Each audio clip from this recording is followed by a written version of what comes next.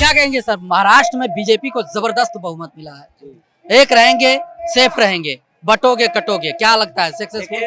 आज महाराष्ट्र चुनाव परिणाम के संदर्भ में पहले तो एक पंक्तियां मैं कहना चाहता हूं जो अभी अभी दिमाग में आ गई, लिखा है कि मिथ्या साबित नहीं होता है, मिथ्या साबित नहीं होता है संतों का आशीर्वचन व श्राप।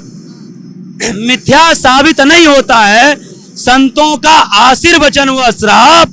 इसी नाते उद्धव को ले डूबा, इसी नाते उद्धव को ले डूबा उनका पाल घर वाला पाप, उनका पाल घर वाला पाप।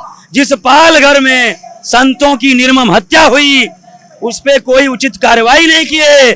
तमाम संतों की आवाज, साधु संतों की आवाज उठाई गई, तमाम उस पे आंदोलन हुए, लेकिन कोई उचित कार्रवाई नहीं किए, इसलिए कि माननीय सोनिया गांधी जी के चरणों में गिरा हूं। कार्रवाई कर दिया तुम माननीय सोनिया गांधी जी चरणों से जो गिरा हूं, ऐसे मारेंगी बहुत दूर चला जाऊंगा, ये डर था। लेकिन भाई साहब आप भी जानते हैं, सनातनी है, जो संत होता है उसका जो आशीर्वचन हो, उसका आशीर्वाद फलित होता है। और यदि वो श्राप भी दे देता है तो इतिहास उठा के देख लीजिए कितने संतों का, ऋषियों का श्राप जो है लोग भोगे हैं। तो ये श्राप भोगना था इनको, और श्राप का भी एक समय होता है कि आज श्राप लगा तो कितने दिन बाद उसका परिणाम आएगा। आज उस श्राप का परिणाम आया। और एक बात जो आपने एक रहोगे नेक रहोगे वाली जो सेफ रहोगी बात बोली, बटोगे तो कटोगे, एक्चुअली ऐसा है ना, जिसके कान में कोई फूंक दे और वो मुंह से निकाले, इस कान में फूंके और नाक से निकाल दे, वो बटोगे तो कटोगे का बयान का मतलब वो क्या समझे? जो ऑक्सफोर्ड यूनिवर्सिटी से पढ़ के आया है और अपने ही बयान को साबित नहीं कर पाया कि मैं हिंदू हूं पर हिंदुत्ववादी नहीं हूं, ये बयान हमारा देश हित में सही है, और वो तो छोड़ो, उसकी पूरी राष्ट्रीय कांग्रेस पार्टी, पूरे राष्ट्रीय प्रवक्ता साबित नहीं कर पाए। और मैं प्रेमनाथ द्विवेदी सरकारी स्कूल से पढ़ा हूं और मैं कहता हूं कि वो बयान देश हित में सही था। कोई विश्व का विद्वान आ जाए, कोई प्रवक्ता आ जाए, साबित वो कर दे कि द्विवेदी जी गलत बोल रहे हैं, उसकी गुलामी कर लूंगा। लेकिन जब तक आपका कॉन्सेप्ट नहीं क्लियर होगा, ऑक्सफोर्ड और किसी यूनिवर्सिटी से पढ़ने से आपको समझ नहीं आएगी। और दूसरी बात, आप ये बताइए 1947 में ये भारत देश, भारतवर्ष नहीं बटा होता तो हिंदू और मुसलमान जो कटे वो कटते।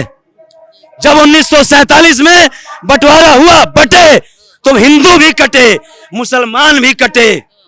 तो इसलिए इसका मतलब यही है कि बटोगे तो कटोगे, जैसे 1947 में कटे। इसलिए एक रहो, यदि एक रहते, बंटवारा नहीं करते, बटते नहीं, तो आज भारत की तूती तो अब बोलनी शुरू हो गई है। लेकिन ये अमेरिका की औकात नहीं होती कि जो कभी आंख दिखा दे। चाइना की तो भी हालत खराब है, लेकिन गुर्राने की हिम्मत नहीं होती। यदि उस समय भारतवर्ष बटा नहीं होता तो आज भारत पूरे विश्व में सुपर पावर होता।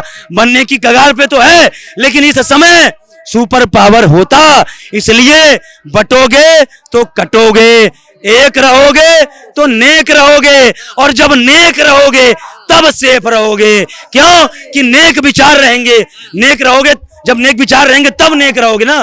तो जब नेक विचार रहोगे तो बटोगे नहीं, और बटोगे नहीं तो कटोगे नहीं, ये अर्थ है। और ये जनता ने दिखा दिया इस बार।